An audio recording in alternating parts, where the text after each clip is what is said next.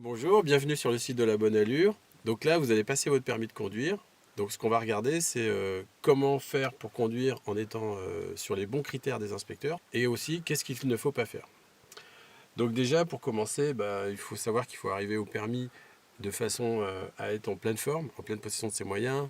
Donc bien dormir, bien manger, bien s'hydrater, arriver en pleine forme pour bien conduire. Donc alors, pour avoir votre permis de conduire, il va falloir sortir avec un minimum de 20 points sur un maximum possible de 31 et sans commettre de faute éliminatoire.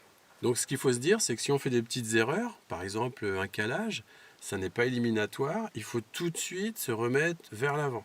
Si on repense à ce qui s'est passé, on risque de ne pas voir ce qu'il y a devant nous et d'avoir un voile devant les yeux, par exemple, ne pas voir un piéton ou un panneau qui va nous avertir de quelque chose. Et du coup, on va faire une vraie faute éliminatoire. Vous allez conduire au passé et non pas au futur. Conduire, c'est anticiper. Donc vous oubliez par exemple un clignotant, il va vous le signaler, l'inspecteur ou l'inspectrice, et donc vous écoutez bien ses conseils, vous appliquez, et surtout vous repartez vers l'avant, vous allez de l'avant. Donc là, on se retrouve avec le bilan de compétences qui se divise en 3 grandes catégories. Connaître et maîtriser son véhicule, appréhender la route et les autres usagers. Ensuite, il y a les autres petits points qu'on va détailler plus tard. Donc d'abord au niveau du véhicule, il y a 2 points à prendre au niveau de l'installation et assurer la sécurité à bord. Donc pour s'installer, vous allez bien utiliser les 4 éléments du siège, c'est-à-dire la profondeur, la hauteur, l'inclinaison du dossier et l'appui-tête. Les 3 rétroviseurs que vous allez régler et la ceinture. Et ensuite, vous vérifiez que tout le monde est bien installé et qu'il n'y a pas d'objet qui peut devenir un projectile.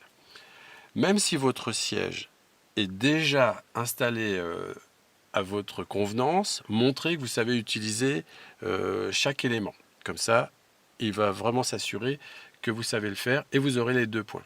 N'oubliez pas aussi que vous êtes sur une épreuve de durée et que pendant que vous passez du temps à régler votre siège, le temps passe, il ne va pas s'additionner à la fin, même si vous avez eu un bouchon. Donc faites bien les choses comme il faut. Ensuite, pour les vérifications du véhicule, vous les connaissez, il y a une question de vérification intérieure, une question de vérification extérieure et une question de sécurité routière. Donc apprenez bien vos questions, ça vous permettra d'avoir 3 points très facilement. Vous allez déjà avoir 5 points, soit le quart de la note, sans conduire. Ne ratez pas ces points-là. Et puis, enfin, évidemment, connaître et utiliser les commandes, c'est la moindre des choses pour quelqu'un qui veut conduire un véhicule. Ensuite, on passe à appréhender la route. Donc évidemment, il faut s'informer de ce qui se passe autour de nous, devant soi, mais pas que devant. Donc prendre l'information, c'est par exemple au niveau des annonces de direction, l'inspecteur va vous dire à gauche, à droite ou par panneau, déclenchez bien vos contrôles, vos angles morts et indiquez ensuite. Donc ça, faites-le systématiquement. Si vous ne le faites pas du tout et qu'il y a un usager à côté auquel vous indiquez quelque chose, vous risquez d'avoir une note éliminatoire. Si vous n'en faites pas du tout mais sans danger, vous aurez 0.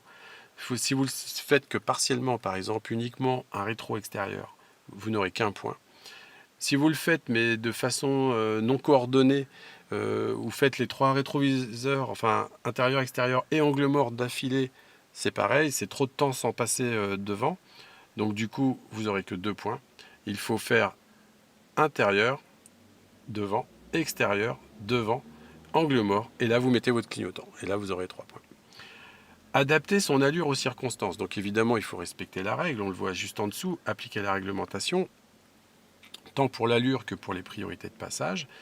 Mais adapter son allure, c'est aussi forcément ralentir de façon adéquate lorsqu'on aborde une intersection.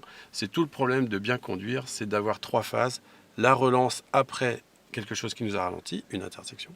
Le maintien de l'allure au maximum autorisé dans la mesure du possible. Et la perte d'allure avant une intersection ou un problème, par exemple, d'odane ou ralentisseur, etc. Donc voilà, adapter son allure, c'est vraiment en fonction de ce que vous voyez autour de vous, de la règle et des autres usagers. Alors justement, les autres usagers, les voilà. On va surtout bien communiquer avec eux, c'est essentiellement à base de clignotants, éventuellement les feux de détresse si vous arrivez sur un bouchon. Partager la chaussée, ça veut dire que vous allez tenir compte de tous les usagers qui sont autour de vous, aussi sur les trottoirs, les piétons, les 2 roues, même les animaux, toutes sortes de véhicules, les poids lourds, les bus. On va bien sûr adapter notre conduite aux règles réservées aux bus. Et puis ensuite maintenir les espaces de sécurité, c'est-à-dire qu'on va évidemment vers l'avant laisser les 2 secondes de distance de sécurité, mais surtout ne pas frôler sur la droite notamment les véhicules stationnés ou même les piétons, les poteaux, tout le mobilier urbain. Alors ensuite vous avez un point pour la courtoisie au volant. Donc là, c'est-à-dire que vous allez par exemple pouvoir faciliter la traversée à un piéton, notamment les plus fragiles, les enfants, les poussettes, mais pas que. Vous pouvez aussi remercier quelqu'un qui vous a facilité le passage ou inviter quelqu'un à passer si vous trouvez que c'est plus adapté comme ça, malgré la règle. Un point sur la conduite économique et respectueuse de l'environnement. Vous allez donc passer les rapports de vitesse le plus tôt possible, sans être en sous-régime non plus, sauf au moment d'une insertion sur une voie rapide où là, franchement, il faut pousser les rapports et évidemment lorsqu'on est en côte aussi. Ensuite, il y a les 3 points sur l'autonomie et conscience du risque. Donc après avoir observé une situation, votre analyse va devoir être adaptée à ce qu'il va falloir faire. Donc comme d'habitude, on conduit de façon à observer, analyser et agir en fonction. Donc s'adapter aux situations, c'est se retrouver aussi dans des situations peu communes et de voir si vous avez du bon sens. La conduite autonome, c'est suivre pendant un certain temps, en principe 5 minutes à l'examen, toujours la même direction. Pendant votre permis de conduire, vous allez avoir 2 manœuvres. C'est à l'occasion de ces manœuvres que vous allez faire les questions des vérifications intérieures et extérieures. Vous remarquez que sur le bilan de compétences, il n'y a pas écrit créneau, ni demi-tour, ni marche arrière en ligne droite. Donc en fait, pendant vos manœuvres, vous allez montrer que vous savez utiliser vos commandes et les utiliser, que vous prenez l'information, que vous adaptez l'allure, appliquez la règle, partagez la chaussée et communiquez avec les autres usagers. Donc en fait, le créneau, par exemple, si vous n'y arrivez pas du premier coup, pas de panique, montrez que vous savez vous arrêter, vous reprenez en ravançant légèrement le véhicule, de manière à montrer que vous maîtrisez votre véhicule. Surtout, ne vous focalisez pas sur le fait de réussir du premier coup. C'est parfois une erreur qui fait qu'on va aller trop vite et par exemple monter sur le trottoir. Ça, c'est éliminatoire. Donc ne cherchez pas à avoir toujours la meilleure note. À 31, on a le permis. Si vous perdez des points et que vous n'avez que 25, vous l'avez quand même.